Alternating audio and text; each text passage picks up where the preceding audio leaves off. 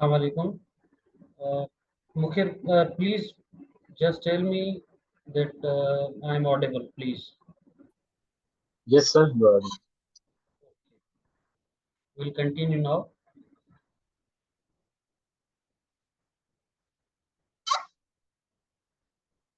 Slides नजर अचन पियो तव्हांखे? Yes, sir. Hassan. अच्छा, ठीकु आहे, let's start.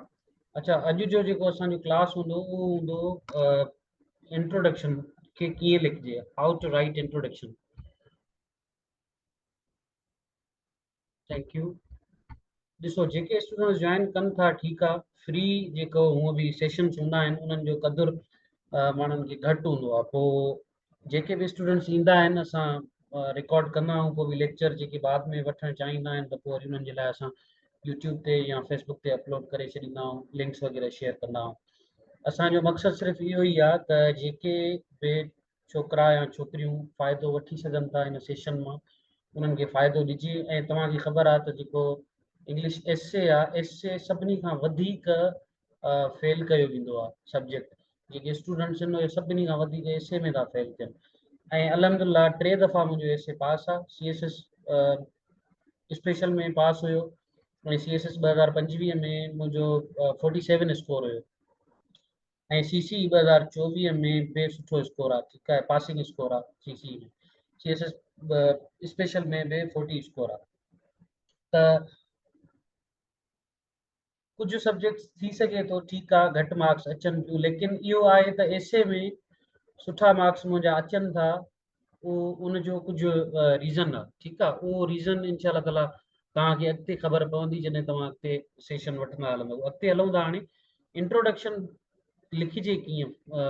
First of all पहिरीं पहिरीं ईअं हूंदो आहे त जेको इंट्रोडक्शन हूंदो आहे, जो इंट्रोडक्शन होता है, इंट्रोडक्शन में आपने ऐसा करना होता है कि जो पूरी एक आपकी जो आउटलाइन है ना, उस आउटलाइन को आपने पूरा सही तरह से आपने क्या करना है, उसको इंट्रोडक्शन में एक ग्लेंस देनी है अपनी पूरी आउटलाइन की। जो भी आपकी आउटलाइन है उसकी आपने अपने इंट्रोडक्शन में ग्लेंस देनी है।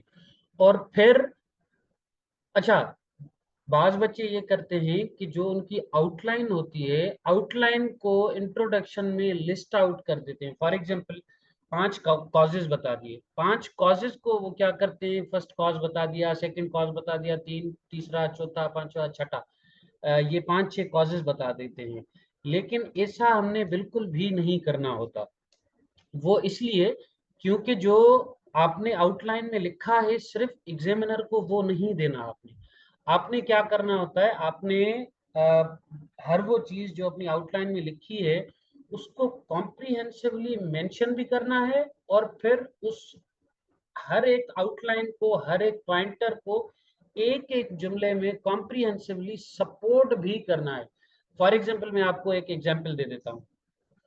लेट्स से कि मैं एक आउटलाइन उठाता हूँ, आउटलाइन का एक सिर्फ मैं आर्ग्यूमेंट उठा रहा हूँ कि इन्फ्लेशन जो है, इन्फ्लेशन पाकिस्तान में बढ़ रही है। अच्छा, उसके मैंने फैक्ट्स और फिगर्स भी मैंने याद कर लिया हर चीज, लेकिन उसको मैंने क्या किया, मैंने उसको आउटलाइन में लिख लिया।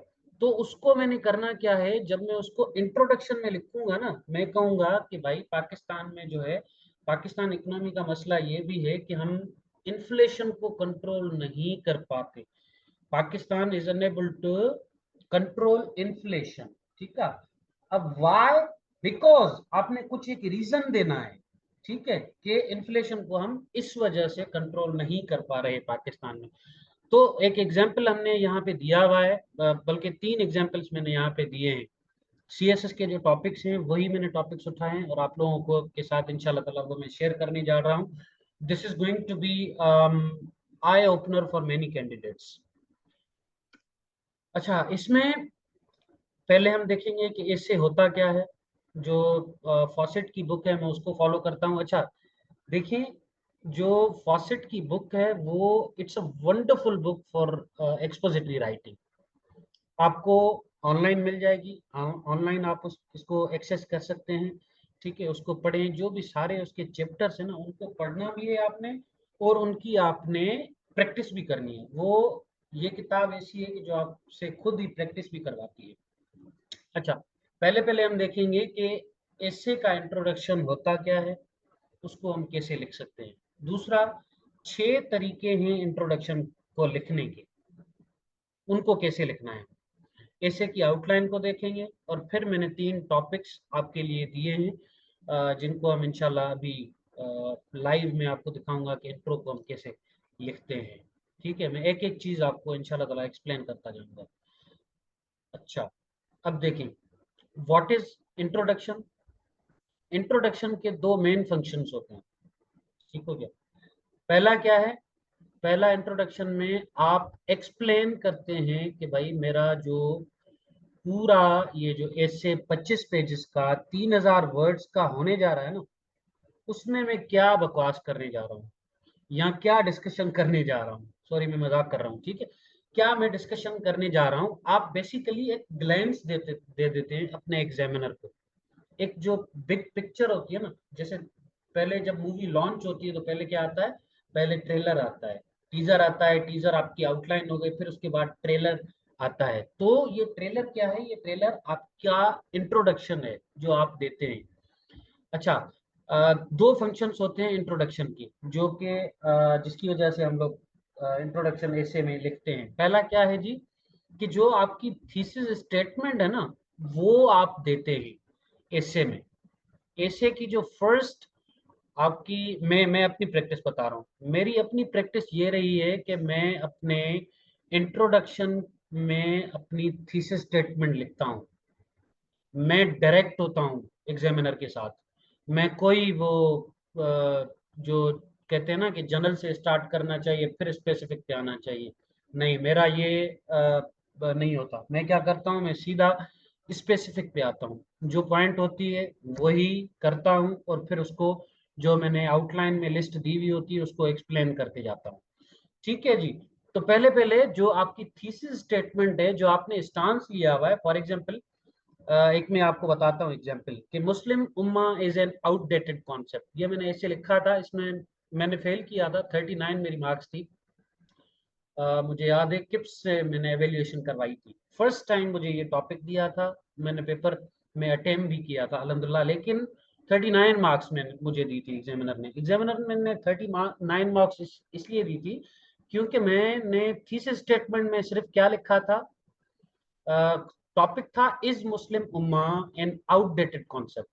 तो मैंने स्टांस दिया कि यस, कॉमा, कॉमा दिया मैंने, Muslim ummah is an outdated concept, full stop, period. मैंने ये अपना स्टांस दिया जिसकी वजह से एग्जामिनर ने मुझे फेल किया। ठीक हो गया। तो इस तरीके से आपने इंट्रोडक्शन नहीं लिखना, इस तरीके से आपने अपनी थीसिस स्टेटमेंट नहीं लिखनी। जो हमने पहले गलतियां की हैं वो आपने नहीं करनी। इंशाल्लाह वो चीजें आपको बताएंगे ताकि आप कम से कम गलतियां कर सकें। ठीक हो गया जी। अच्छा, इंट्रोडक्शन में मैंने पहले क्या कहा कि आपने अपना मेन आइडिया एग्जामिनर को बताना है कि आप इंटायर एसे में करने क्या जा रहे हैं। The thesis must be in a prominent place। देखिए, फर्स्ट होना चाहिए आपका, जो कि मेरा स्टांस होता है। मैं क्या करता हूँ, इंट्रोडक्शन में थीसिस स्टेटमेंट बिल्कुल पहले लिखता हूँ। अच्छा, दूसरी बात, मैं लास्ट सेंटेंस जो होता है ना, उसको मैं कोशिश करता हूँ कि पावरफुली एंड करूं, चाहे वो मेरी कंक्लूजन हो चाहे वो मेरा इंट्रोडक्शन हो। दोनों में मैं कंक्लूड इस तरीके से करता हूं कि एग्जामिनर को अच्छा लगे। ठीक हो गया जी। अच्छा, दूसरा क्या, दूसरा आपने इंट्रोडक्शन इस तरीके से लिखना है कि जो रीडर हो वो उसका इंटरेस्ट डेवलप हो कि आपका वो कंप्लीट ऐसे पढ़े। ठीक हो गया जी। अच्छा, in the introduction must hook the reader enough that they want to continue reading. आपका इंट्रो इतना अपीलिंग होना चाहिए कि वो मजबूर हो जाए आपका ऐसे पढ़ने में।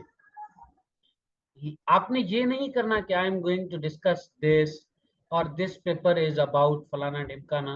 अच्छा, ये चीजें अच्छी लगती हैं जब आप रिसर्च पेपर लिख रहे होते हैं, एकेडमिक पेपर। ऐसे में आपने ये चीजें नहीं लिखनी, एग्जामिनर इतना टाइम नहीं देता। मैंने खुद पेपर्स चेक किए हैं, यूनिवर्सिटी में मैं पढ़ाता रहा हूँ 2-3 महीने। और सॉरी 1 डेढ़ साल, ठीक है, मैं पढ़ाता रहा हूँ यूनिवर्सिटी ऑफ लारकानो में। तो इस यूनिवर्सिटी में भी मैंने क्या किया, अच्छा किसी ने कमेंट किया 3 के वर्ड्स भी मैं आपको बताता हूँ 3 के वर्ड्स का क्या मसला है। अच्छा आगे बढ़ते हैं। द सुसा फॉसेट क्या कहती है भाई कि the introduction has two major main functions, it tells the reader what central idea will be developed and it must interest the reader enough to continue reading। ये मैं नहीं कह रहा भाई, जो फॉसेट हैं राइटर वो कह रहे हैं। ठीक हो गया जी। इंट्रोडक्शन में क्या देना है आपने, एक तो हुक लाजमी देना है, कॉन्टेक्स्ट देना है आपने, और दूसरा थीसिस स्टेटमेंट आपकी। मैंने क्या कहा, या तो उसको आप फर्स्ट में लिखें या लास्ट में लिखें, लेकिन मेरी प्रैक्टिस रही है कि मैं ब्लंट होता हूँ। ब्लंट का मतलब ये है कि मैं पहले पहले उसको एग्जामिनर को बता देता हूँ कि भाई जो मेरा एसे है वो किस चीज के बारे में होने वाला है। ठीक हो गया जी, मैं क्या डिस्कस करने जा रहा हूँ, सारी चीजें। जी इखलाक साहब आप कुछ कहना चाहते हैं, प्लीज आप चैट में मुझे मैसेज कर दें, मैं आपका मैसेज पढ़ लूंगा। ठीक हो गया जी। टाइम क्योंकि हमारे पास टाइम कंस्ट्रेंट कम होता है, फ्री का सेशन है तो मैंने अभी पेड नहीं लिया हुआ, तो टाइम कंस्ट्रेंट थोड़ा होता है। आप प्लीज मुझे मैसेज कर दें, मैं इंशाल्लाह उसको एड्रेस करूंगा आपने आपके क्वेश्चन को। अच्छा यहाँ पे मैंने लिखा है कि 3 to 4 paragraphs, 3 to 4 paragraph short essays के लिए होता है। आपने कम से कम भी 15 से 16 आपने पैराग्राफ्स अपने लिखने होते हैं। ठीक हो गया जी, 15 से 16 पैराग्राफ्स वो जो आपने स्टांस लिया है, एक तो उसकी उसकी सपोर्ट में आपने लिखने हैं 15 to 16। फिर अगर आप रिकमेंडेशन देते हैं तो फिर 4 या 5 आप रिकमेंडेशंस दे दें, या फिर अगर आप आर्ग्यूमेंटेटिव कोई ऐसे कर रहे हैं तो फिर मैं ये प्रेफर करता हूं कि मैं क्या करूं, 3 जो मेरे पैराग्राफ्स हैं उनको मैं काउंटर पर्सपेक्टिव में उठाऊं। काउंटर पर्सपेक्टिव आपने लाजमी देना होता है अगर आप आर्ग्यूमेंटेटिव टॉपिक को उठाते हैं। ठीक हो गया जी। आगे बढ़ते हैं, कंक्लूजन। अच्छा एग्जामिनर कंक्लूजन के बारे में पता है क्या कहता है कि यू जो कैंडिडेट्स हैं, candidates fail to write powerful conclusion. अच्छा आपने पूछा है कि हुक का मतलब क्या है। हुक हुक वो सेंटेंस होता है कि जो एग्जामिनर को एक तरह से अट्रैक्ट करे। ठीक है, जैसे फॉर एग्जांपल आपने कहा कि मुस्लिम ummah is an outdated concept, तो मैंने क्या किया, मैंने शुरुआत की कि the diplomatic blunders of Arab Nations in the wake of Abraham accords prove that Muslim Ummah is an outdated concept, full stop। ये क्या है जी, ये हुक हो गया। पहले ही सेंटेंस में मैंने एग्जामिनर को अट्रैक्ट किया, ये आपका हुक होता है। या फिर आप कोई फैक्ट्स, ऐसा एक कोटेशन आप ऐसी दे दें एग्जामिनर को जो कि झट से उसका अटेंशन जो है ना वो गेन कर ले, तो ये होता है जी हुक सेंटेंस। अब मैंने बड़ी पावरफुल लैंग्वेज इस्तेमाल की है कि दी डिप्लोमेटिक ब्लंडर्स ऑफ, कोई मिस्टेक नहीं है भाई, ये ब्लंडर है क्या, अब्राहम अकॉर्ड। वाई, क्योंकि कायदे आजम ने क्या कहा था कि creation of Israel is a dagger in the back of Muslim ummah, तो ये उसकी मैं कंटेम्पलेशन बता रहा हूं भाई। ठीक हो गया, ये क्या है, ये एक हुक सेंटेंस है जो जल्दी आपके एग्जामिनर को अट्रैक्ट करेगा आपकी तरफ। आगे बढ़ते हैं जी। अच्छा ये मैंने 6 मेथड्स लिखे हैं, अ, ये 6 हुक्स हैं ऐसा समझें। इखलाक साहब आपने पूछा है कि हुक क्या होते हैं। अजी ये हुक्स हैं। ठीक हो गया, एक तो हुक मैंने आपको बता दिया कि आपने पहले ही जुमले में ना उसको अगर वो नींद में था तो उसको आपने ना जगा दिया पहले ही जुमले में। अच्छा ये होता है हुक। ठीक हो गया। अच्छा ये 6 तरीके हैं जिससे आप 6 मेथड से आप इंट्रोडक्शन लिख सकते हैं। अच्छा समझ गए आप, थैंक यू वेरी मच। चलें इखलाक साहब, आपकी असाइनमेंट मेरे पास अभी तक नहीं आई। आई वुड अप्रिशिएट अगर आप लिखना स्टार्ट करेंगे तो आपकी इम्प्रूवमेंट होगी। आपकी असल इम्प्रूवमेंट आपकी प्रैक्टिस में है। मैं आपको यहाँ पे कितना भी बताऊं ना, कितना भी मैं आपको यहाँ पे बताऊं, आपको कख समझ नहीं आना जब तक कि आप खुद प्रैक्टिस नहीं करते। गलतियां आपको आपकी कैसे पता चलेंगी जब तक आप एवेल्युएशन नहीं करवाएंगे। मैं एवेल्युएशन करवाता रहा हूं, जब भी मैं अटेम्प्ट देता हूं तो मैं एवेल्युएशन करवाता हूं। ठीक है। आपकी असाइनमेंट पता नहीं, मुझे तो नहीं मिली थी। हो सकता है आपने खान साहब को, खान सर को भेजी हो। मुझे भेज दें, अगर खान सर को भेजी है तो मैं भी उनसे मिस हो गई है। मैं भी इंशाल्लाह आपको अपना फीडबैक दे दूंगा। अच्छा, from where to practice any starting topics. अच्छा, देखें, फ्रॉम वेयर आपको जो हम असाइनमेंट्स देते हैं ग्रुप में, हम इतना कहते हैं कि आप हमसे टॉपिक्स लें, टॉपिक्स लें। आप वो करें, ठीक है। आप वो लिखना शुरू करें, इंशाल्लाह ताला आपकी इंप्रूवमेंट हो जाएगी। सही है जी, चलें। पहले तो जी मैंने आपको कहा सिंगल सेंटेंस थीसिस। आपने क्या करना है, डायरेक्टली अपनी थीसिस देनी है पहले पहले सेंटेंस में। Is the very first sentence उसमें क्लियर हो, वो फोर्सफुल हो और इमीडिएट हो। जैसे मैंने डिप्लोमेटिक ब्लंडर वाला आपको जुमला बताया मुस्लिम उम्मा में। दूसरा, ये जनरल है, जनरल टू स्पेसिफिक। आप जब बड़े राइटर्स के ऐसे पढ़ेंगे ना, बिनते शम्स आपकी पहली क्लास है तो प्लीज आप मेरे यूट्यूब चैनल को विजिट करें। फर्स्ट क्लास से आप कर सकती हैं एक्सेस, इंशाल्लाह ताला आपको फायदा होगा। और अगर आप शुरू करना चाहती हैं प्रैक्टिस करना, तो डेली आप मुझसे या खान सर से एक टॉपिक लें। इंशाल्लाह इंशाल्लाह महीने 2 महीने के अंदर आप अपने आप में इम्प्रूवमेंट देखेंगी। ये मैं आपको गारंटी देता हूँ। ठीक हो गया जी। अच्छा, आगे बढ़ते हैं।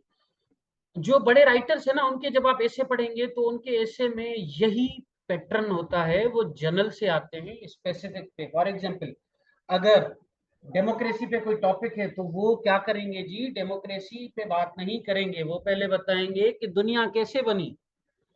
दुनिया कैसे बनी, दुनिया में फिर जी एम्पायर्स बने, एम्पायर्स के बाद जी फिर स्टेट्स बनी, स्टेट्स में जी फिर ग्रीक्स थे एक जिनमें डेमोक्रेसी का कॉन्सेप्ट आया। तो फिर ये जनरल हो गया एक बैकग्राउंड। अगर आपसे पूछता है ना कि democracy without justice is only tyranny, तो आपने क्या किया, आपने जनरल एक बैकग्राउंड दिया, जो मैंने आपको बताया कि भाई आप हिस्ट्री देंगे, आप बैकग्राउंड देंगे। ठीक है। फिर आप स्पेसिफिक पे आएंगे जो आपका असली टॉपिक है। लेकिन मैं इसको नहीं अप्रिशिएट करता, क्योंकि एग्जामिनर ये समझता है, एग्जामिनर के पास टाइम कम होता है हमारे यहाँ सीएसएस में। तो एग्जामिनर कहता है कि यार ये ना हवाल मार रहा है, इसके पास टॉपिक के रिलेटेड ना मटेरियल नहीं है, इसको लिखना नहीं आ रहा, इसके पास आइडियाज नहीं है, इसने बस शीट्स भरी है। ठीक हो गया, अपने टॉपिक के रेलेवेंट इसको कुछ नहीं पता, कख नहीं पता। इसको सिर्फ दूसरी दुनिया दुनिया जहान की चीजें इससे करवा लो।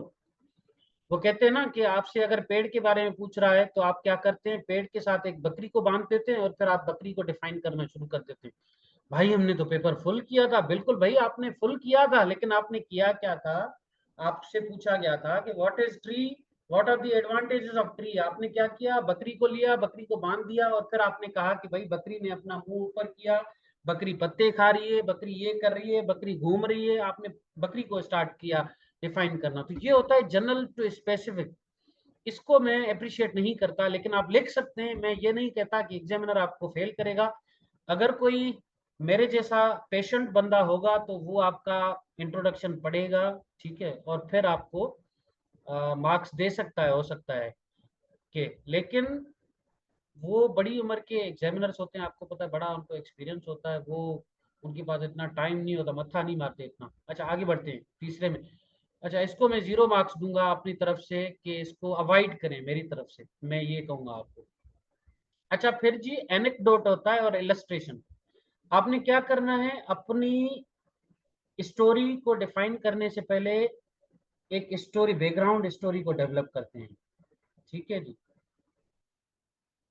एक स्टोरी से शुरू करते हैं, नैरेटिव देते हैं आप अपना, नरेशन करते हैं आप। ये सूट करता है उन टॉपिक्स में, अगर आप हिस्टोरिक कोई टॉपिक करते हैं, किसी हिस्ट्री के ऊपर अगर आपने कोई टॉपिक उठाया है ना, तो उसके ऊपर आपने करना होता है ये चीज, ठीक है, नरेशन आप उसमें करते हैं। इसमें ये होता है कि ये इमोशंस अराइज करता है और क्यूरियोसिटी जनरेट करता है एग्जामिनर के अंदर। लेकिन हमारा जो एग्जामिनर है उसके पास हजारों पेपर्स होते हैं, वो इतना क्यूरियस नहीं होता। लेकिन फिर भी मैं 5 आउट ऑफ 10 दूंगा इसको, अगर कोई हिस्ट्री का टॉपिक आता है या फिर जो एब्स्ट्रैक्ट टॉपिक्स होते हैं ना, उनमें आप ये नरेशन कर सकते हैं हिस्ट्री के टॉपिक में। ठीक हो गया जी। अब आते हैं सरप्राइजिंग फैक्ट या स्टेटिस्टिक। अब फॉर एग्जांपल जी, पाकिस्तान में वाटर क्राइसिस पे मुझे लग रहा है कि अभी ऐसे आएगा, पब्लिक सर्विस कमीशन में भी और सीएसएस में भी मुझे 100% में से 80% मुझे यकीन है कि वाटर क्राइसिस पे पाकिस्तान से रिलेटेड इससे आना ही आना है। क्यों जी? क्योंकि पाकिस्तान में जो वाटर क्राइसिस है वो बढ़ गए हैं, और पाकिस्तान वाटर स्ट्रेस्ड कंट्री से एब्सोल्यूट वाटर स्कार्स कंट्री बन गया है। क्योंकि पाकिस्तान में पहले क्या था कि पर कैपिटा जो पानी था वो 1000 से ऊपर था, लेकिन अब जी पर कैपिटा वाटर 1000 से भी क्या है जी, कम है। ठीक हो गया जी। अच्छा, आगे बढ़ते हैं। तो आप स्टार्ट कर सकते हैं सरप्राइजिंग फैक्ट से। जैसे ये सरप्राइजिंग फैक्ट मैंने आपको बताया कि भाई पर कैपिटा वाटर जो है वो अब 1000 से नीचे आ गया है, जो कि पाकिस्तान वर्ल्ड बैंक की रिपोर्ट थी। ठीक हो गया जी, कि 2025 में 1000 से भी कम पर कैपिटा वाटर बच जाएगा पाकिस्तान के अंदर। या फिर मैं कहता हूं कि जी, एक एलिजाबेथ राइटर थी, उन्होंने जब 1950s में एक किताब लिखा था पाकिस्तान के ऊपर, साउथ एशिया के ऊपर, और उसने कहा था कि जी Pakistan will be a waterless moon. She writes this in the 1951। तो पता है पाकिस्तान की जो लीडरशिप थी उस टाइम, उन्होंने क्या कहा था कि जी this is a prejudiced opinion of a western writer against Pakistan who is favouring India. आज उसके जो वर्ड्स हैं वो word by word, letter by letter वो हकीकत बन रहे हैं। उसके जो अल्फाज हैं वो आपको हॉन्ट कर रहे हैं। ये वाली चीज अगर आप वाटर क्राइसिस वाले ऐसे में डालेंगे ना जी, तो ये सरप्राइजिंग फैक्ट हो जाएगा, स्टेटिस्टिक हो जाएगा। ये हुक होता है मेरे बच्चे, ये इखलाक भाई, ये हुक होता है। ठीक हो गया। मैंने क्या किया, मैंने 1951 का जो राइटर था उसको कोट किया, और फिर पाकिस्तान के जो लीडर्स थे उस टाइम, उनको क्रिटिसाइज किया कि जी उन्होंने ये कहा था। अब लेकिन वो जी क्या हो रहा है, वो हकीकत में टर्न हो रहा है। ठीक हो गया जी। आगे बढ़ते हैं। फिर आपका जो टॉपिक है उससे आप कंट्राडिक्ट कर सकते हैं डायरेक्टली, कंट्राडिक्ट करके फिर आप जो है अपने टॉपिक पे आ सकते हैं, लेकिन इसको भी मैं अवॉइड करता हूँ। ठीक हो गया। मेरे जो फेवरेट चीज है ना, ये दो चीजें, एक तो पहली और दूसरी चौथी, ये दोनों चीजें मेरी फेवरेट है, क्योंकि ये दोनों चीजें ना डायरेक्टली आपके एग्जामिनर को हिट कर रही होती है। ठीक हो गया। फिर डायरेक्ट कोटेशन, आप पहले आपने क्या किया जी, पहले कोटेशन दे दिया, very good, very nice approach, आप दे सकते हैं बिल्कुल। लेकिन मेरा हाफिजा इतना अच्छा नहीं है, सीधी बात है, मेरा हाफिजा इतना अच्छा नहीं है, इसीलिए मैं डायरेक्ट कोटेशन को अवॉइड करता हूँ, क्योंकि मुझे इतनी कोटेशन याद ही नहीं होती। ठीक है, करंट अफेयर्स के रेलेवेंट मुझे याद हो जाती है, क्योंकि करंट अफेयर्स को मैं मुझे पढ़ने का कीड़ा है, मैं अखबार पढ़ता हूँ डेली। ठीक हो गया। तो करंट अफेयर्स के रेलेवेंट अगर कोई कोटेशन याद होता है तो वो मैं चिपका देता हूँ। लेकिन डायरेक्ट कोटेशन से मैंने अभी तक इसे स्टार्ट नहीं किया। लेकिन इसको भी मैं अगर रैंक करूं तो ये पहले नंबर पे इसको रखूंगा, इसको रखूंगा दूसरे नंबर पे, इसको रखूंगा तीसरे नंबर पे। ठीक है जी। अच्छा, मेरे जो आइडियाज है ना वो वैलिडेटेड है, वो प्रूव है, क्योंकि आपका जो इस साल का टॉपर है उसकी मार्क्स 40 है, मेरी मार्क्स कितनी है जी, 47 है। ठीक हो गया जी। तो मेरा भी ओपिनियन वैलिड है। तो ये जो तीनों चीजें हैं, पहले नंबर पे मैं इसको रैंक करता हूँ, फिर सरप्राइजिंग फैक्ट को, फिर डायरेक्ट कोटेशन को रैंक करता हूँ। आगे बढ़ते हैं जी। ये आपका एक ऐसे की मैंने दी है आउटलाइन कि इस तरह से आपने लिखना होता है। पहले तो आपने टाइटल दिया, ठीक हो गया जी। फिर इंट्रो लिखा आपने, टाइटल ये आउटलाइन वगैरह आपने दे दिया, इंट्रो दिया। इंट्रो के बाद आर्ग्यूमेंट 1, आर्ग्यूमेंट, ऐसा नहीं लिखना आर्ग्यूमेंट 1 आर्ग्यूमेंट 2, आपने क्या देना है, आपने एक पूरा आर्ग्यूमेंट देना होता है। ठीक हो गया। ये नहीं लिखना कि ये आर्ग्यूमेंट 1 है मेरा, ये 2 है, ये 3 है, ये ब्लंडर नहीं कीजिएगा। हमारे यहाँ क्या करते हैं बच्चे, कॉपी करते हैं ना, तो जो कॉपी पहचाने वाले होते हैं वो क्या, और क्या क्या करते हैं कि यहाँ से सवाल शुरू होता है, यहाँ पे खत्म होता है, तो वो बच्चे वो भी लिख लेते हैं अपने पेपर में। तो आपने लकीर का फकीर नहीं बनना। ठीक हो गया। फिर आपने काउंटर आर्ग्यूमेंट देना होता है अपने ऐसे के अंदर, और फिर आपने क्या देना होता है जी, कंक्लूड करना होता है फाइनल पेरा के अंदर अपने स्पेसिफिक में। अच्छा, ये जो दो वर्ड्स है ना, ये ऐसा समझें कि गुनाह कबीरा है, ऐसे में अगर आप लिखते हैं तो क्या है जी, गुनाह कबीरा है। जैसे शिर्क हराम है ना इस्लाम में, वैसे ही ये दो अल्फाज है ना, ये दोनों अल्फाज हराम है ऐसे के अंदर। गुड और बैड आपने कभी भी नहीं लिखने, ऐसी भी कोई वो बच्चों वाली वकेब आपने इस्तेमाल नहीं करनी कि गुड और बैड आप लिख के आ गए, फिर वो भी आपको कहेगा जी गुड और बैड, गुड और बैड आपको मार्क्स देगा। ठीक है। अगर ये भी मैं नहीं करा कि आपने बोम्बास्टिक लैंग्वेज इस्तेमाल करनी है, बोम्बास्टिक लैंग्वेज भी कभी भी आपने इस्तेमाल नहीं करनी। ठीक हो गया जी। फिर आपने जो, अगर आपके ऐसे के पास जितने भी आर्ग्यूमेंट्स हैं तो कॉम्प्रिहेंसिवली आपने उनको अपनी थीसिस स्टेटमेंट के अंदर इंश्योर करना होता है। अच्छा, ये जो स्टेटमेंट है ये आपने अवॉइड करनी है, ये सिर्फ आप, अच्छा, दूसरी चीज बच्चे, ये जो आई वाला वर्ड है, ये जो यू वाला वर्ड है, ये भी गुनाह कबीरा है। ठीक है। वही वाला जो वर्ड है वो भी गुनाह कबीरा है। आपने न्यूट्रल टोन में ऐसे लिखना है मेरे बच्चों, आई और वी को नहीं लेना। ठीक है। जो फर्स्ट पर्सन और सेकंड पर्सन है उन दोनों को आपने अवॉइड करना है। ये हम या तो न्यूट्रल में लिखते हैं या थर्ड पर्सन प्रोनाउन में लिखते हैं। ठीक है। आपके हर आइडिया में, सॉरी, हर पैराग्राफ में कंट्रोलिंग आइडिया वो तो डेफिनेटली होगा। जब मैं आऊंगा इंशाल्लाह ताला उस पे, बॉडी पैराग्राफ पे, तो मैं आपको इंशाल्लाह समझाऊंगा। ठीक है जी। अच्छा, थीसिस को आपने या तो लास्ट सेंटेंस में या आपके फर्स्ट सेंटेंस में आपने लाजमी लिखना है। आगे बढ़ते हैं, अब चलते हैं जी, climate change and national security. ये आया था आई थिंक पीएमएस में, सीएसएस और सीएसएस 2022 में आई थिंक आया था, चेक कर लीजिएगा। Climate change and national threat, national security. अच्छा, टॉपिक क्या है जी, climate change a threat multiplier for global security. Global security जी कौन सी, अच्छा देखें, दो थ्रेट्स हैं, एक तो ट्रेडिशनल थ्रेट्स हैं, दूसरी कौन सी हैं, I hope you people know non traditional security threats. Non traditional security threats में बच्चे कौन से आ गए, climate change non traditional security threat है। ठीक हो गया जी। अच्छा, टाइम हमारे पास कम है तो इनको जल्दी जल्दी मैं आपको बता रहा हूँ। ठीक है, बाकी हमारे पास 10 मिनट है।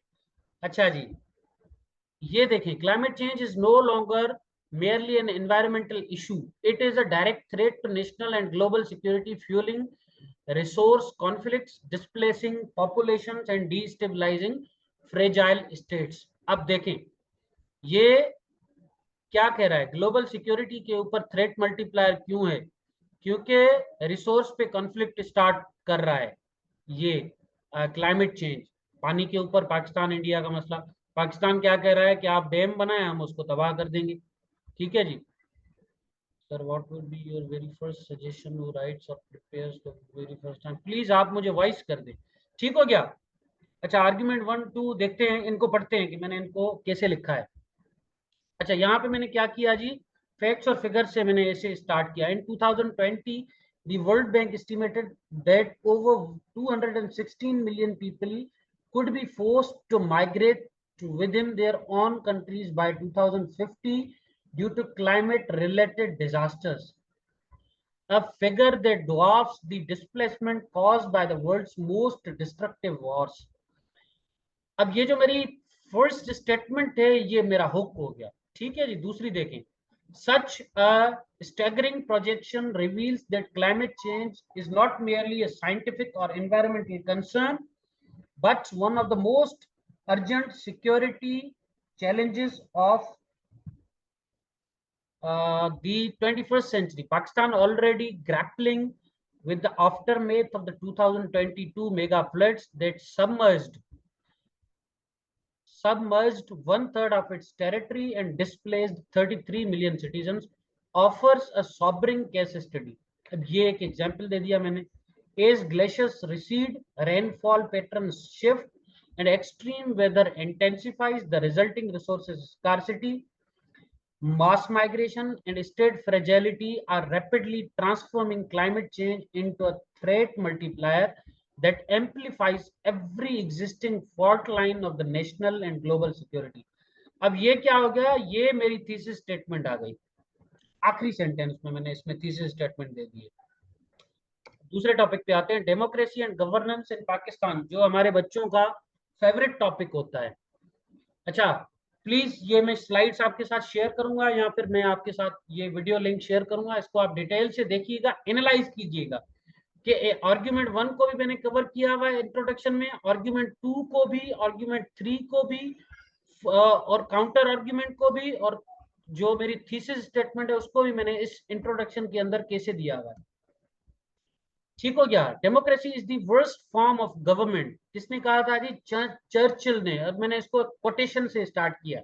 Winston Churchill once observed, except for all the others that have been tried. This paradox resonates deeply when one examines the trajectory of Pakistani democracy. A system repeatedly interrupted by military interventions, ये आ गया जी argument 1 आपका.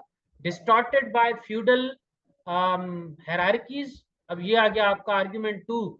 And undermined by institutional fragility.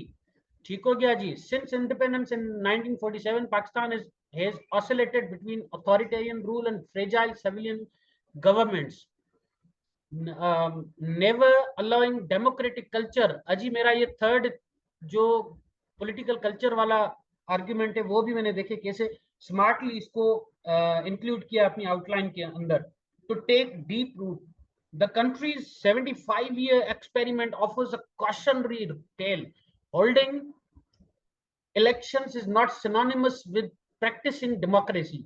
Despite repeated civilian transitions and a landmark transfer of power in 2013, democracy in Pakistan remains stunted by institutional imbalances. ये argument 1 को फिर से मैं reinstate कर रहा हूं. Of imbalance, elite capture, and a profound deficit of political culture, challenges that demand structural reform that rather than superficial electoral change. मेरा topic क्या है? A work in progress or a permanent crisis. ये जी मेरा topic है. जरूरी नहीं है कि इतनी वोकेब आप डिफिकल्ट यूज करें. मैंने यहाँ पे अगर इस्तेमाल की है तो आप भी जरूरी नहीं है. मैं शेयर करूंगा आपके साथ अपने इंट्रोडक्शंस, आप उसमें देखेंगे कि कितने सिंपल हैं. मैं आपके साथ शेयर करता हूं अपने इंट्रोडक्शंस. ठीक हो गया जी. आगे बढ़ते हैं. Role of education in national development. क्या है टॉपिक मेरा? The education the master key to national development. Pakistan ranks among the, अब ये कंट्राडिक्शन वाला आ गया, world's fastest growing economies by population. अब ये मैंने पहले क्या कहा, yet it paradoxically allocates less than 2% of its GDP to education, among the lowest rates in the developing world. To many, this appears a matter of misplaced priorities. To others, it is a reflection of the belief that infrastructure, agriculture, or energy must come first. Yet history offers a decisive rebuttal. Japan का मैंने फिर example दिया हुआ है. ठीक हो गया. मैंने फिर साउथ कोरिया का एग्जाम्पल दिया हुआ है. क्या है? The master key to national development. मैंने पहले साउथ कोरिया का, फिर जापान का, अच्छा फिर मैं उसका भी एग्जाम्पल दे सकता था, क्या कहते हैं, सिंगापुर का भी मैं एग्जाम्पल दे सकता था, लेकिन इंट्रोडक्शन में मैं कितने एग्जाम्पल्स दूं? सही है जी. These examples compel a fundamental reassessment of Pakistan's development strategy. These examples compel a fundamental, strategy for education is not merely a social good, it is the most indispensable engine of national progress, simultaneously building human capital, fostering democratic values, reducing inequality, and enabling technological advancement. तो ये जी तरीका है introduction को लिखने का। आगे देखें, revision, ये कॉमन मिस्टेक्स आपने अवॉइड करनी है प्लीज प्लीज। अगर एजुकेशन पे आता है तो क्या कहते हैं आप कि education is important for a country. भाई सबको पता है education is important for a country, आप क्या डिफरेंट बताना चाह रहे हैं हमें? ठीक हो गया जी, डज द इंट्रोडक्शन, ठीक हो गया। हुक आपने लाजमी देना है, अनाउंसमेंट ओपनर आपने नहीं करना, ठीक हो गया इंट्रोडक्शन में। फिर देखिए, starting with dictionary, Oxford dictionary democracy को ऐसे डिफाइन करता है, या फिर जो जेनेरिक सबको याद है ना, of the people by the people, ये कोटेशन आपने अवॉइड करनी है बच्चों वाली, ठीक है जी। फिर हुक आपने लाजमी देना है, डायरेक्टली थीसिस पे नहीं आना, आपने थोड़ा वार्म अप करने आप अपने रीडर को। फिर जी आपकी जो थीसिस हो ना, वो ऐसा ना हो कि आपके जो बॉडी पैराग्राफ्स हैं उसको सपोर्ट ही ना करें। आपने आर्ग्यूमेंट एक दिया, फॉर एग्जांपल आपने कहा कि जी पाकिस्तान तरक्की नहीं कर रहा, और फिर आप युगांडा पे चले जाएं, फिर आप जापान पे चले जाएं, फिर आप जो है ना किसी और मुल्क पे चले जाएं। तो ये भी आपने अवॉइड करना है। वीक एविडेंसेस भी आपने नहीं देने। जो आप क्लेम्स करते हैं ना उसकी डेटा हो, कोई एग्जाम्पल हो, कोई स्कॉलरली रेफरेंस हो। जैसे मैंने आपको कहा ना कि एलिजाबेथ ने जी 1951 में कहा था कि Pakistan will be a waterless moon. अब ये स्ट्रॉन्ग एक स्कॉलरली रेफरेंस दिया मैंने एक बुक का। रिपीटेटिव कंक्लूड ना करें अपने थीसिस को आप, ठीक हो गया जी। फिर काउंटर आर्ग्यूमेंट आपने लाजमी देना है, लेकिन ज्यादा नहीं, सिर्फ 2 या 3 पैराग्राफ्स आपने देने। फिर ये जी फॉसेट कहती हैं कि ये चीजें आपके इंट्रोडक्शन को जी स्ट्रॉन्ग बनाती हैं, ठीक हो गया। हुक आपने लाजमी देना है। थीसिस स्टेटमेंट आपके जो बॉडी पैराग्राफ्स हैं वो सपोर्ट करें थीसिस स्टेटमेंट को। हर पैराग्राफ आपकी थीसिस को लाजमी रिपीट करे। ये भी समझें कि गुनाह कबीरा है अगर आपका पैराग्राफ डिफर करता है या कंट्राडिक्ट करता है। कोहेरेंस होनी लाजमी है, लॉजिकल ऑर्डर होना चाहिए आपकी पैराग्राफ में, first second third fourth fifth six seven eight nine ten, ये आपने पैटर्न फॉलो करना है, ठीक है जी। फिर आपने कंक्लूड करना है। फिर वेग अल्फाज ना हो आपके उसमें ऐसे में। टाइम जी मेरा पूरा हो गया यहाँ पे, मैं यहाँ पे ख़त्म करूँगा अपनी क्लास को, क्योंकि 1 से 2 मिनट हैं बाकी मेरे पास। तो काइंडली काइंडली प्लीज़ जो भी आपके क्वेश्चन है ना वो मेरे साथ लाजमी शेयर कीजिएगा आप, सही है जी। तो अभी हम क्लास को करते हैं ख़त्म, ठीक है जी। Thank you so much. अगर आपके कोई भी क्वेश्चन हो ना तो प्लीज़ वो मेरे साथ शेयर कीजिएगा, लाजमी शेयर कीजिएगा प्लीज़। ग्रुप में आप मुझे मैसेज कर दें।